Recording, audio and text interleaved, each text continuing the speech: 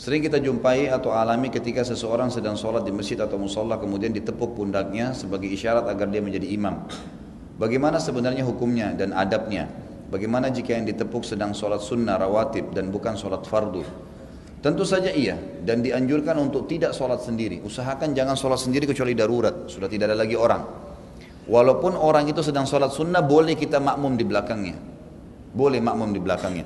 Dan orang yang sedang sholat sunnah rawatib kalau ditepuk oleh saudaranya jadi imam saja, nggak masalah. Dia kerjakan sholat sunnahnya, yang di belakangnya ya itu mengerjakan sholat wajibnya. Ini sesuai dengan hadis Nabi SAW riwayat Imam Bukhari, bahwasanya pernah ada sahabat selesai sholat, gitu kan?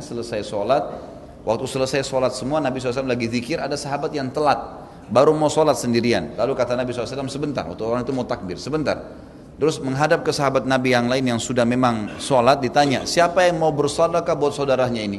Siapa yang mau sholat lagi, temanin dia? Maka Abu Bakar berdiri, ya, lalu menjadi imam. Abu Bakar jadi imam ya, padahal Abu Bakarnya sudah sholat dan ini sudah hukum sunnah bagi Abu Bakar. Beliau jadi imam dan orang itu jadi makmum. Maka keluarlah sebuah hukum, bolehnya seorang muslim sholat di belakang imam. Termasuk boleh sholat walaupun beda niat. Misal, kita musafir nih, sama teman-teman semua satu bus misalnya. Kebetulan waktu teman-teman yang setengah bus ini sudah sudah punya wudu ya. Begitu masuk masjid mereka sholat duluan. Setengah lagi antri wudu kemudian masuk masjid. Rupanya yang setengah tadi sudah sholat duhur. Sekarang mereka mau sholat asar. Kita belum sholat duhur. Boleh kita ikut jadi makmum. Mereka niatnya asar, kita niatnya duhur. Gak masalah ini. Jadi boleh beda niat sama imam. Boleh juga orang yang sunnah menjadi imam, gitu kan? Jadi usahakan memang tidak sholat sendiri. Usahakan tidak sholat sendiri. Dan kalau ditepuk jalankan aja sendiri. Baik, pertanyaan selanjutnya Ustadz, bagaimana kalau seandainya saya sholat sunnah ba'diyah maghrib? Kan sholat sunnah nggak ada suaranya ya? Sholatnya sir. Datang orang nepuk pundak saya, dia mau jadikan saya sebagai imam. Apa saya keraskan suara?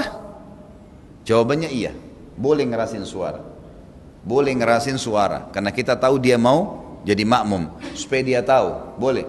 Dan di 2 rakaat kita salam. Gak masalah. Itu gak masalah. Gitu kan?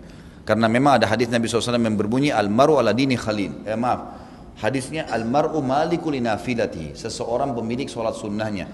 Jadi kalau bapak ibu lagi sholat sunnah, duha misalnya, boleh sir, boleh jahar. Ya. Kalau sholat sunnah, boleh ngecilin suara, boleh ngerasin suara.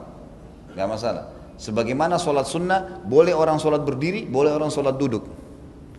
Boleh juga dalam sholat sunnah orang tiba-tiba batalin. Misal saya lagi sholat sunnah di masjid, tidak ada yang saya sholat di rumah aja, terus batalin. Tidak ada sebab, cuma mau sholat di rumah, itu gak masalah, gak berdosa. Beda kalau sholat wajib, gak boleh. Sholat wajib harus membatalkan dengan udzur syar'i. Misal betul-betul kita ingat tidak ada wudu, gitu kan? Mungkin, atau kita sudah sholat tadi ternyata kita ingat, oh saya sudah sholat tadi kok sholat lagi, dibatalin, ada udzur syar'inya. Maka itu baru boleh kalau wajib. Kalau sunnah, Allahu a'lam boleh saja dilakukan. Dan termasuk tadi saya katakan masalah jahar atau mengeraskan suara kalau kita sedang menjadi imam buat saudara kita. Sebagaimana kasus Abu Bakar menjadi imam tadi untuk sahabat tersebut tadi yang telat. Allahu a'lam.